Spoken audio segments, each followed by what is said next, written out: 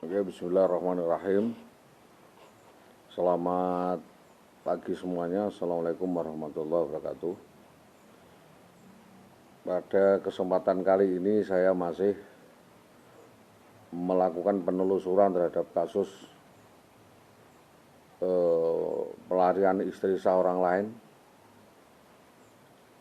yaitu menyangkut oknum anggota polisi atas nama Bribka Bambang Permadi yang menculik dan membawa kabur atas anak dan perempuan, serta keterlibatan Kepala Dinas Pendidikan Kecamatan Tambak Romo, Muhammad Sutopo.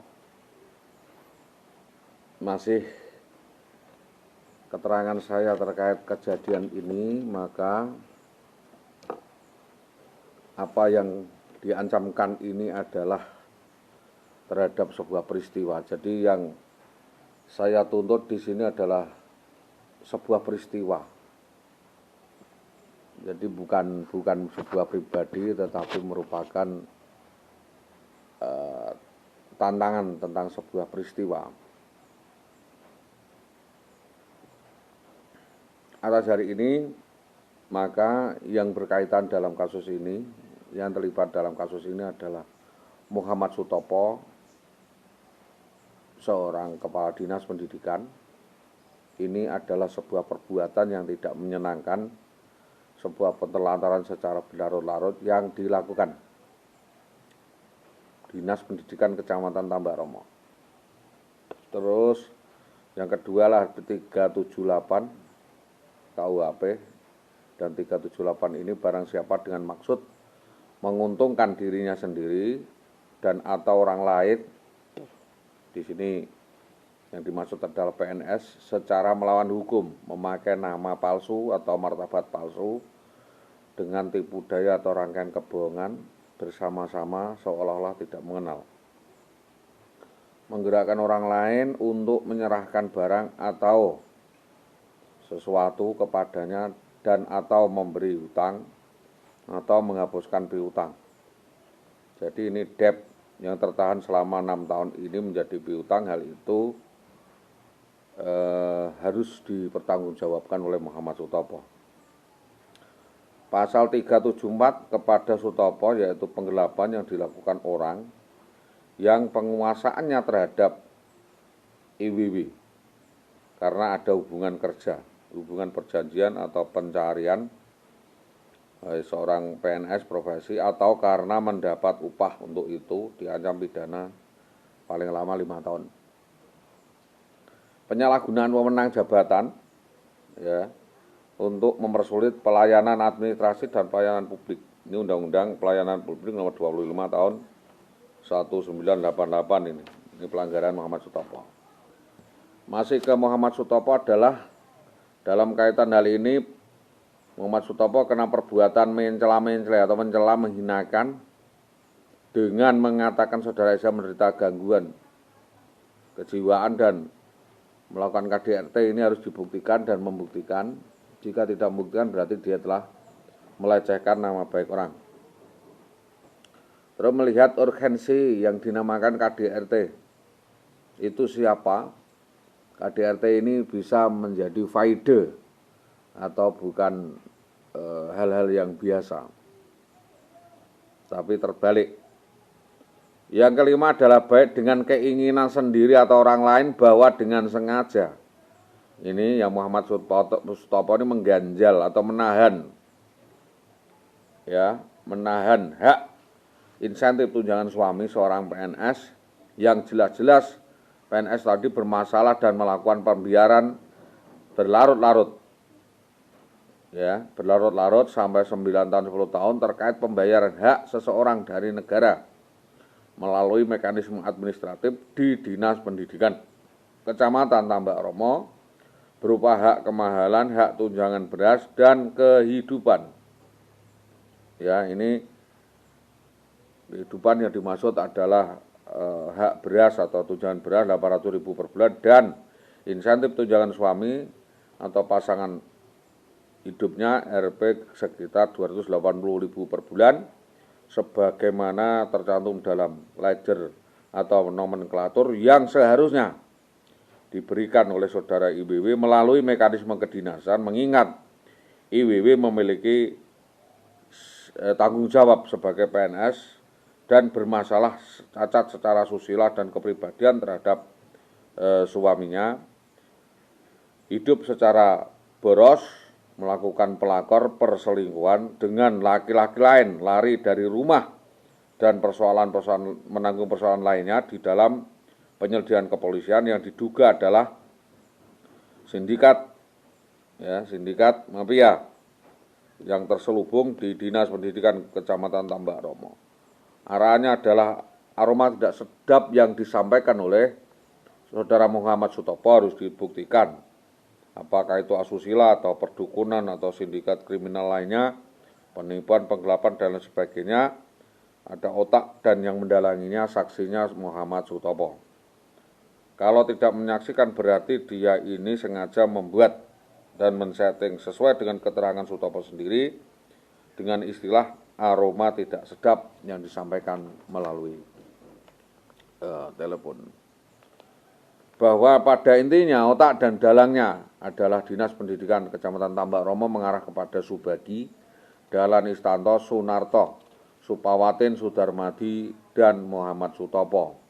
Sehubungan dengan serangkaian somasi yang sampaikan ini merupakan keperdataan terkait tertahannya atau DEP insentif tunjangan suami sah PNS Dinas Pendidikan Kecamatan Tambak Romo melalui surat B/1896 X/2016 Reskrim tentang gugatan atau laporan tentang hak insentif tunjangan gaji PNS ini tidak diperhatikan sama sekali atau diabaikan oleh saudara Muhammad Sutopo atau Dinas Pendidikan Tambak Romo, mengikuti perkembangan melaporkan oknum guru ini melalui juru runding dari KOB Harum Taylor, menyampaikan sebagaimana surat yang disampaikan dalam kuasa khusus disampaikan saudara Soleh itu melaporkan saudara Muhammad Sutopo baik selaku pribadi atau sebagai Kepala Dinas Pendidikan Kecamatan Tambak Romo, koordinator dan lain sebagainya ataupun kerja lainnya, karena yang selama ini memberikan keterangan dalam Muhammad Sutopo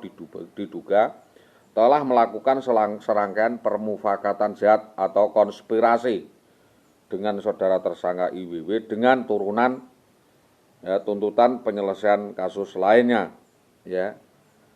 Jadi harus dirunding apakah ini bisa dipresisi atau tidak. Pasal 378 penipuan, yaitu barang siapa dengan maksud menguntungkan dirinya sendiri atau orang lain secara melawan hukum dengan memakai nama palsu, martabat palsu, atau dengan tipu daya atau rangkaian kebohongan, menggerakkan orang lain untuk menyerahkan barang atau sesuatu kepadanya dan atau memberi utang atau menghapuskan piutang, ini diancam pidana penjara 4 tahun. Terus pelanggaran pasal 374 penggelapan yang dilakukan oleh orang penguasaan terhadap karena ada hubungan kerja atau karena pencarian atau karena mendapat upah untuk itu diancam pidana penjara paling lama 5 tahun. Pasal lainnya adalah menyalahgunakan wewenang jabatan sehingga mempersulit pelayanan kepada masyarakat.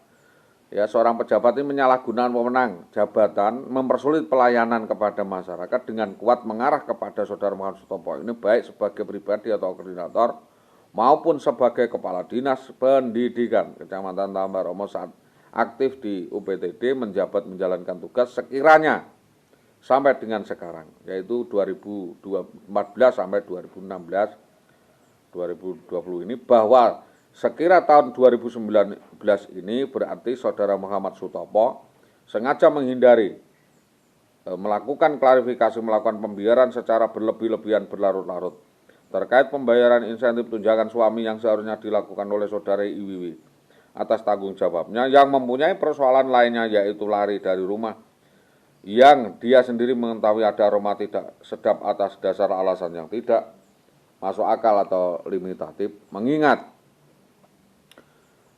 petunjuk baru untuk dikembangkan kepolisian oleh penyidik bahwa kejadian peristiwa penculikan, perampasan, dan persekusi di Mojo Lawaran Gabus itu adalah peristiwa settingan oknum polsek atas nama Bribka BBPM yang diduga di belakangnya adalah Dinas Pendidikan Kecamatan Tambak Romo. IWW sekira 8 September 2011 itu jam 8.30 malam. Pulang ke rumah, tak membawa apa-apa, hanya membawa anaknya Hilda. Lalu baru sekira 15 menit IWW mengajak keluar untuk cari makan, alasannya biasanya cocoknya di gabus atau di karaban kadang. Namun korban merasa ada sesuatu yang tidak beres, indikasi seolah-olah IWW ini sudah disetel oleh orang lain untuk sengaja melakukan memancing suatu peristiwa kejadian, sehingga korban tertipu dan tipu daya agar dalam perjalanan yang disebut-sebut adalah Jayu Setianto, Astori, Dewan, dan seorang oknum polisi yang belum diketahui namanya, waktu itu belum tahu nama Bambang Permadi. Apa yang dilakukan oleh IWW waktu itu adalah selalu memencet-mencet HP, dan seolah-olah ada hubungan khusus. Semula saya diikuti mobil Espas, berhenti di selatan SMP Gabus, lalu menyusul ada mobil Avanza warna merah dan APV Krem, lalu lalang dan membutuhkan kami. Lalu karena kecurigaan itu sempat berhenti di sebelah SMP 1 Gabus di bawah pohon karsen, dan kebetulan tekanan ban kami rada kurang, maka saudari WW saya taruh di situ, saya suruh berhenti di situ, dan saya kembali ke timur untuk memompa ban sekira jam 9.45. Kemudian saya lanjutkan perjalanan dan saya mengajak kembali saudari WW dan anaknya untuk bersilaturahmi ke rumah Bapak Mukhid untuk berbincang-bincang atau melihat perkembangan kejadian.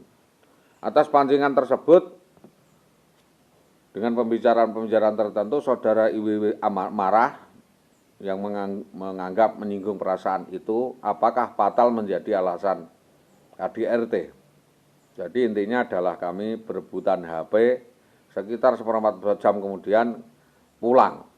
Pamit dengan Bapak Mukhid, lalu di dalam perjalanan pulang itu di depan Masjid Mojolawaran Gabus, kami sudah dihadang oleh beberapa orang yang berbadan tegap atau seterek dengan kendaraan APV tadi yang turun, lalu saya dipersekusi beramai-ramai, ada yang nempeleng kepala saya, ada yang nyeret neneng baju saya, ada yang jotos, dan saya dipukuli beramai-ramai seorang saya ini maling. Lalu saya diseret ke sebuah rumah warga dan semua barang-barang saya dirampas oleh yang diduga BPBM CS tersebut. Dan kuat adalah BPCM dan Besut CS. Lalu anak dan istri saya diculik dan dibawa kabur, dan keadaannya sampai sekarang tidak jelas. Sedangkan setiap waktu saya selalu diteror dan diminta tebusan. Jadi diminta tebusan untuk menyediakan uang, ya, mulai dari 45 juta, 100 juta sampai 600 juta oleh orang-orang yang tidak kenal. Ya, waktu itu ada yang saya kenal adalah dugaannya adalah orang-orang BPPM yang menunjuk bahwa yang membawa lari Indah Widiwati itu Bambang adalah Genjik Sanuri, ya, Gunadi Karangwotan, Suntari Karangwotan, Besut Kardi Purwanto. Lalu ada orang lainnya yang selalu menguntit saya, dugaannya kuat otaknya adalah TTHP, LS, dan mengarah pada premanisme, ya, yang bekerja sama dengan oknum di Polsek Winom, SBCY, WG, SP, semua terlibat di dalam pemutarbalikan fakta hukum yang adalah di 3 Polsek, Tambak Romo, Winong, dan Gabus.